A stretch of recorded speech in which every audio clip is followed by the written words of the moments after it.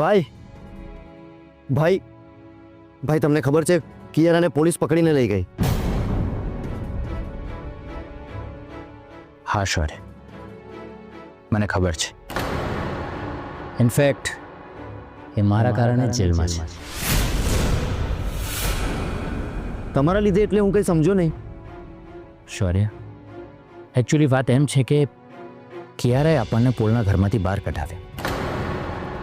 કિયારાને તો એમ જ હતું કે આપણે રસ્તા પર આવી ગયા છીએ, અને થોડા સમય માટે આપણને પણ એવું જ લાગ્યું હતું. પછી દાદાના મમ્મી પપ્પા આવ્યા અને એ લોકો આપણને ઘરે લઈને આવ્યા. આપણા માટે તો સારું થયું, પણ પેલી કિયારાનો પ્લાન ફેલ થઈ ગયો. એટલે મને હતું જ કે કિયારા પોતાના સ્વભાવ પ્રમાણે રાધાના પપ્પા સાથે રિવેન્જ લેવાનો પ્રયત્ન કરશે જ, અને એણે એવું જ કર્યું. એવું એટલે શું ભાઈ? એણે રાધાના પપ્પાને વિદેશી લીકરની હેરાફેરીના કેસમાં ફસાવીને બદનામ કરવાનો પ્રયત્ન કર્યો, પણ એમાં એ પોતે જ ફસાઈ ગઈ. શું વાત કરો છો ભાઈ? કિયારાએ આરપી સરને ફસાવવાનો પ્રયત્ન કર્યો એમ? હા, જો હું સમયસર ના પહોંચ્યો હોત ને તો રાધાના પપ્પા કિયારાની જાળમાં ફસાઈ ગયા હોત. જુઓ ભાઈ, મને કંઈ સમજાતું નથી. મને એક્ઝેક્ટલી કહો કે શું થયું હતું. શૌર્ય,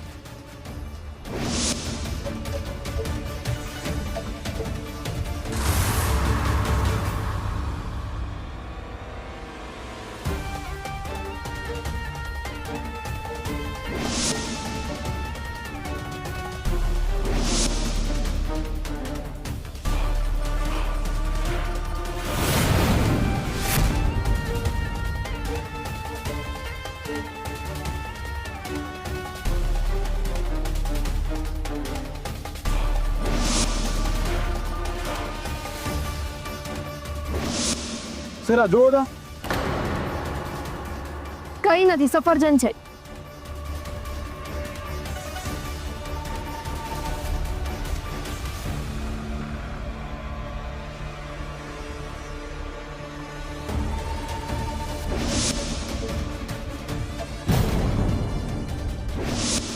તમારી ગાડીની ડિક્કીમાંથી વિદેશી લિક્કર મળ્યો છે. દરેક ગુનેગાર આવા જ બહાના બનાવતો હોય છે. હવે તમારે જે કંઈ પણ કહેવું હોય ને એ પોલીસ સ્ટેશનમાં જઈને કહેજો. ના સર, ના પ્લીઝ સર, સમજવાનો પ્રયત્ન કરો. આ બોક્સ મારા નહીં. અરે છોડો. જોરદાર ભાઈ. હા, આજે પહેલી વાર મેં તમારી આ સાઈડ જોઈ. તમે આટલા ખતરનાક હશો ને એ મને આજે પહેલી વાર ખબર પડી. શૌર્ય, જ્યારે પરિવારની વાત આવે ને ત્યારે બધું જ પતી જાય છે. મારી રાધા પણ પોતાના પરિવાર માટે ગમે તે હદે જઈને લડતી હતી, અને હું પણ મારા પરિવાર માટે કંઈ પણ કરી શકું છું. રાધાના મમ્મી પપ્પા હવે મારી જવાબદારી છે શૌર્ય, અને એમને તો હું કંઈ જ નહીં થવા દઉં. સાચી વાત છે ભાઈ, બહુ સાચું કહ્યું તમે. અને તને ખબર છે, આજે શુક્રવાર છે. સોમવાર સુધી તો કિયારા જેલની હવા ખાશે છે.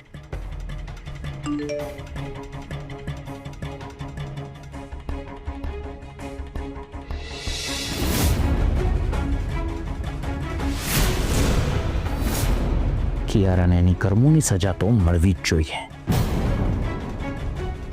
નથી મળી ભાઈ. શું?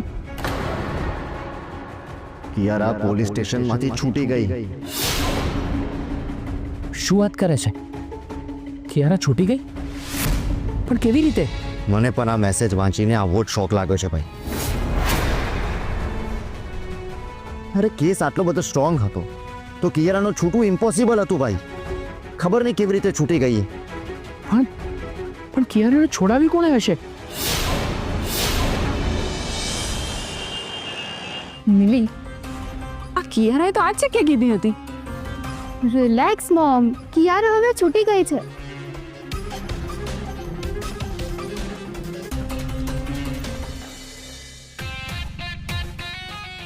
યા પિયા પિયા પિયા પિયા પિયા થેન્ક યુ સો મચ. આજે તું ના હોત ને તો ખબર નહીં મારું શું થાત. આજે તારા જ લીધે હું બહાર આવી ગઈ. નહીં તો 3 દિવસ મારે પેલા ડર્ટી લોકઅપમાં રહેવું પડ્યું હોત.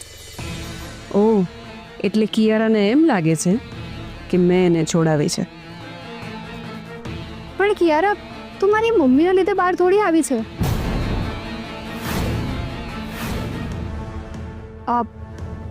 કેમ નહીં? મારી ફિયાએ તો પેલા માણસને મોકલ્યો હતો. અરે ફિયા, તને ખબર છે પેલા ઇન્સ્પેક્ટરે જ્યારે મને કહ્યું ને કે 5 વાગે કોર્ટ બંધ થઈ જશે અને જો 5 વાગ્યા પહેલા મને કોઈ છોડાવવા ના આવ્યું ને તો મારે 3 દિવસ લોકઅપમાં રહેવું પડ્યું હોત. મને તો સખત ગભરામણ થવા લાગી. હું બહુ જ ગભરાઈ ગઈ હતી. જેમ જેમ ઘડિયાળનો કાંટો 5 વાગ્યા તરફ વધતો ગયો ને એમ એમ મારું ટેન્શન પણ વધતું જતું હતું. હવે મારું શું થશે એ મને કંઈ જ નહોતું સમજાતું. પણ થેન્ક ગોડ એક્ઝેક્ટ 4:45 વાગે તે જે માણસને મોકલ્યો હતો ને એ મને છોડાવવા માટે આવી ગયો.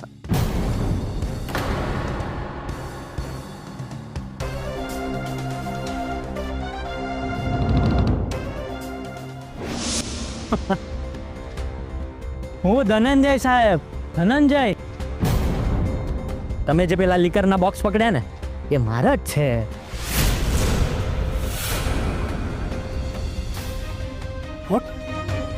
હા, મારા જ છે. મારા માણસે પોલીસે એટલે તમારાથી બચવા માટે આ મેડમની ગાડીમાં મૂકી દીધા. હા સાહેબ, આ મેડમને છોડી દો, એ બચારા નિર્દોષ છે.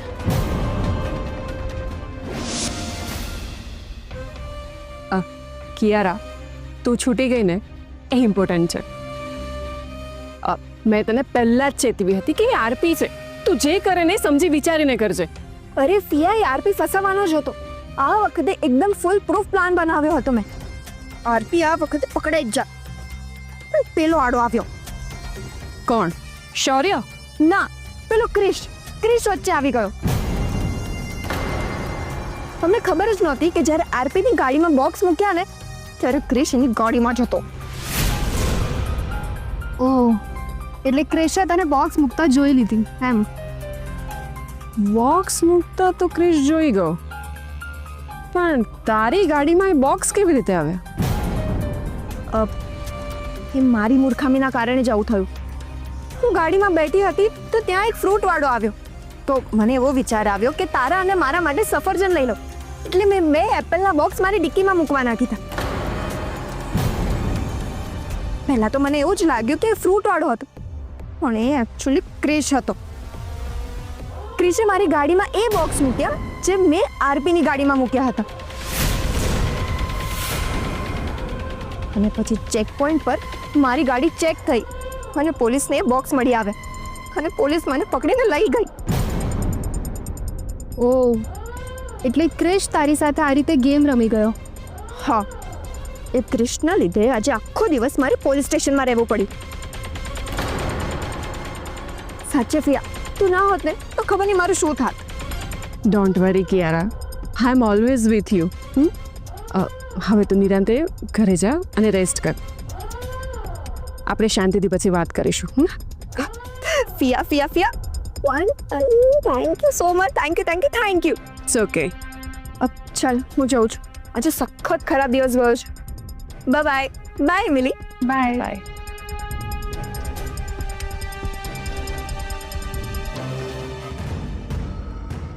મમ્મી, આ તો ખરું થઈ ગયું નહીં? મિલી, આ કિયારા છૂટી તો ગઈ, પણ આપણે એ જાણવું પડશે કે કિયારાનો ગુનો માથે લેવા વાળો માણસ એ છે કોણ?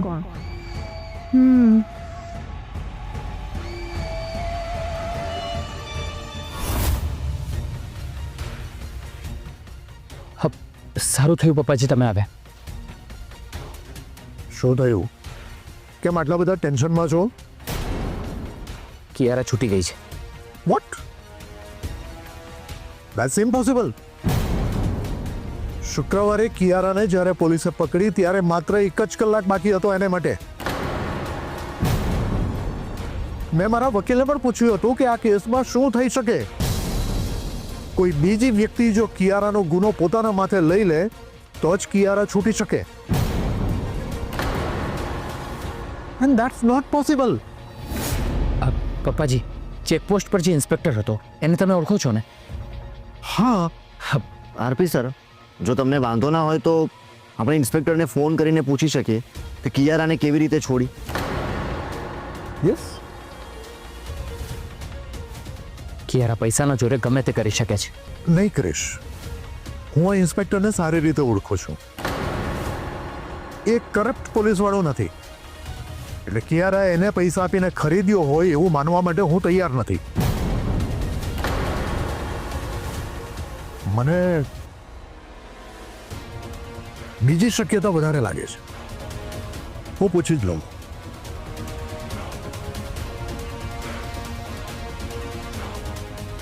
હલો ઇન્સ્પેક્ટર સાહેબ, આ કિયારાની મેટર શું છે? એને છોડવામાં કેમ આવી? શું થયું હતું?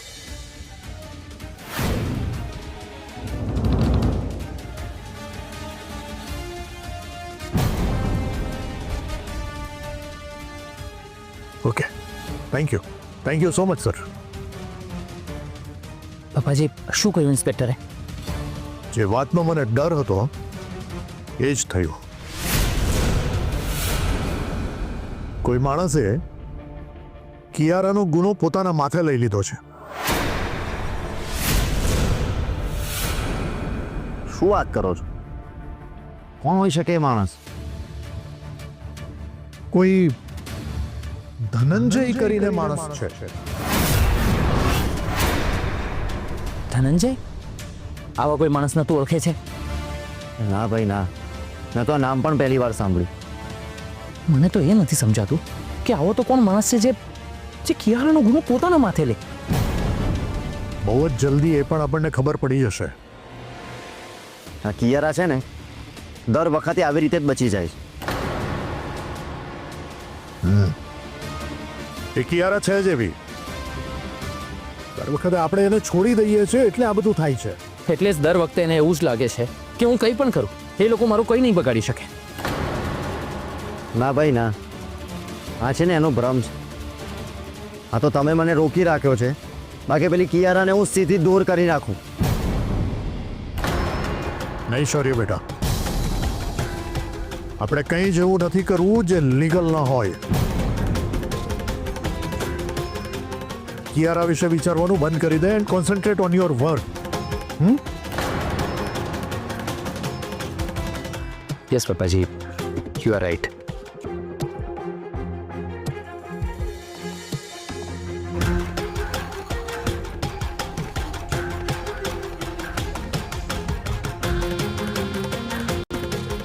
ગમે તે રીતે મારે જાણવું પડશે કે આ ધનંજય નામનો માણસ છે કોણ, એને કિયારાનો ગુનો પોતાના માથે લઈ લીધો. આ મારી ફૂલ જેવી કિયારાને કારણ વગર પકડી રાખી છે. બા, પોલીસ વાળા કોઈ પણ દિવસ કારણ વગર પકડતા નથી. તમે કંઈ ખોટું કર્યું હોય ને તો જ પોલીસ વાળા તમને પકડે. તને આ બધી બહુ ખબર હોય છે નહીં? પોલીસ વાળો તારો શું કઈ સગલો થાય છે તો તું એનો પક્ષ લે છે? બા, હું જે કહું છું ને સાચું જ કહું છું. આ કિયારાએ કોઈ બીજા માટે ખાડો ગોદ્યો હશે ને એટલે હવે પોતે જ એમાં પડી છે. બીજું શું?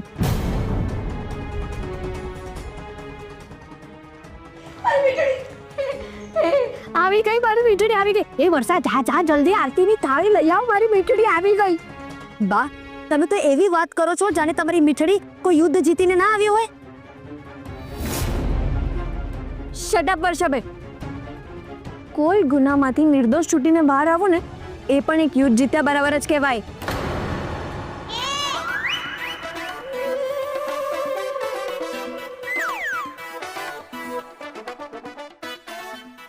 અરે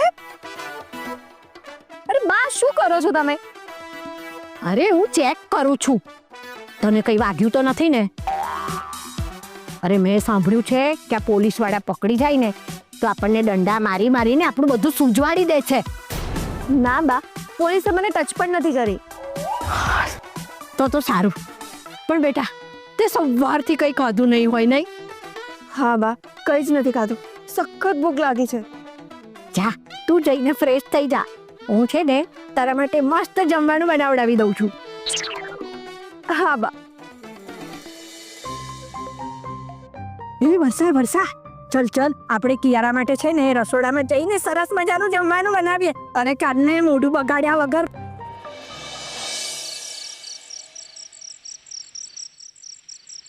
તમારી ડૉક્ટર સાથે વાત થઈ ને? શું કહ્યું એમણે? એમનું કહેવું છે કે રાધા ટ્રીટમેન્ટને ખૂબ સરસ રીતે રિસ્પોન્ડ કરી રહી છે અને એ તો કોન્ફિડન્ટ છે કે રાધા ટૂંક સમયમાં જ ભાનમાં આવી જશે.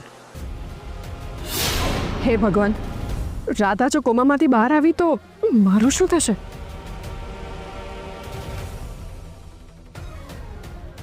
અરે મીતા,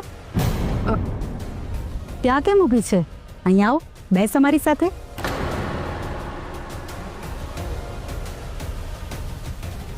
હા તો બહુ સારી વાત કહેવાય કે રાધા ભાનમાં આવશે. મને તો એવું થાય છે કે રાધા ક્યારેય મારી સામે આવે અને હું એને ક્યારેય જોઉં.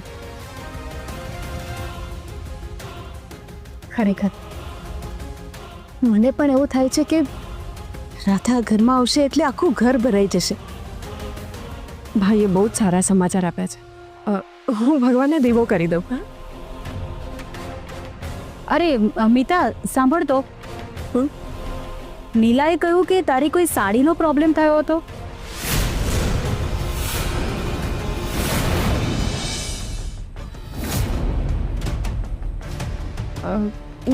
હા, હું એ જ એક્સચેન્જ કરવા ગઈ હતી અને હવે એ સોલ્વ થઈ ગયું.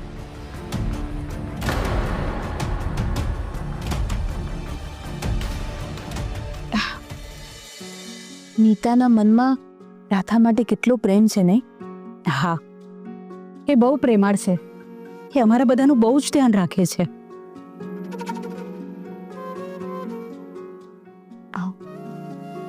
રાજેશભાઈ, મારે તમારી સાથે વાત કરવી હતી. હા બોલો ને બેન. રાજેશભાઈ, મેં તો સારા ઇન્ટેન્શનથી કિયારાને મારા પાવર્સ આપ્યા હતા, પણ એણે એનો દુરુપયોગ કરીને અમારી પાસે અમારું બધું જ છીનવી લીધું. રાજેશભાઈ, તમને કોઈ જજ કે પછી કાયદાનો જાણકાર વ્યક્તિ ઓળખે છે જે આપણને આના માટે સલાહ આપી શકે કે આ રીતે જો દુરુપયોગ થયો હોય પાવર્સનો તો એ પાવર્સ હું કેન્સલ કરાવી શકું કે કેમ? હા, હું એક રિટાયર્ડ જજને ઓળખું છું. હું એમને ફોન કરીને પૂછી લઉં છું કે આવા કેસમાં આપણે શું કરી શકીએ. Thank you Rajeshbhai, thank you so much. મારું આટલું કામ થઈ જશે તો બહુ છે મારા માટે. Thank you.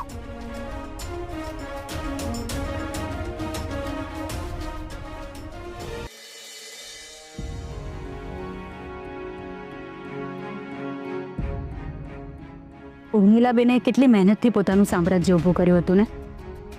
આ બધું થયા પછી એમના મન પર શું વીતતી હશે, રામ જાણે.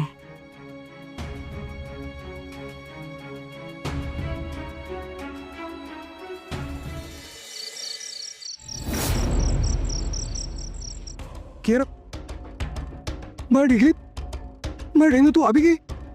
હા પપ્પા, એ તો આવવાની જ હતી ને.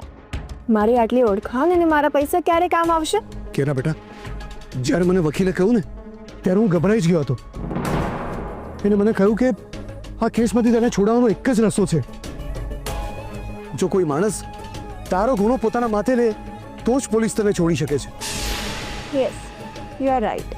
કેરા બેટા, હું તને ફોન કરવાનો જ હતો, પણ પછી મેં વિચાર્યું કે હું એવા કોઈ માણસને શોધી કાઢું જે તારો ગુનો પોતાના માથે લે અને પૈસા માટે આવું કામ કરી શકે. એવો એક જ માણસ મારા ધ્યાનમાં આવ્યો. મેં એને શોધવાનો ઘણો પ્રયત્ન કર્યો પણ એ ક્યાંય ના મળ્યો. ઓ, શું વાત કરો છો તમે? આવું કામ કરે એવો માણસ તમારા ધ્યાનમાં હતો પપ્પા? હા બેટા. તો કોણ છે એ માણસ? તને કેવી રીતે કહું બેટા, મને કહેતાય શરમ આવે છે. તો રહેવા દો, ના કહેશો. કેરા બેટા, હું એક વાત જાણી શકું? બોલો. તને તને આ કેસમાંથી પોલીસે છોડી કેવી રીતે? એ તો એક મારી ફ્રેન્ડ છે ને, એને એના માણસને મોકલ્યો હતો અને એ માણસે મારો ગુનો એના માથે લીધો અને એટલે મને પોલીસે છોડી દીધી. શું વાત કરે છે બેટા? એવો માણસ કોણ છે? શું નામ હતું એનું? અરે હા, એ મારી મીઠડી, ચાલ તો તું પહેલા જમી લે બેટા. બાપ, અમે થોડી વાર પછી જમવા આવીએ છીએ. મારે કિયારા સાથે એક મહત્વની વાત કરવાની છે. કિયારા બેટા, જો પ્રવીણ, અરે ના ના, પહેલા એને પેટ ભરીને જમી લે દે પ્રવીણ. તું આખી રાત પડી છે, હા? પછી એની સાથે વાતો કર્યા કરજે તું તારે. અરે ચાલ મારી મીઠડી, પહેલા જમી લે. અરે ચાલ જલ્દી. અરે બા, મારી વાત તો સાંભળો. હે ભગવાન, બા પણ ખરા છે.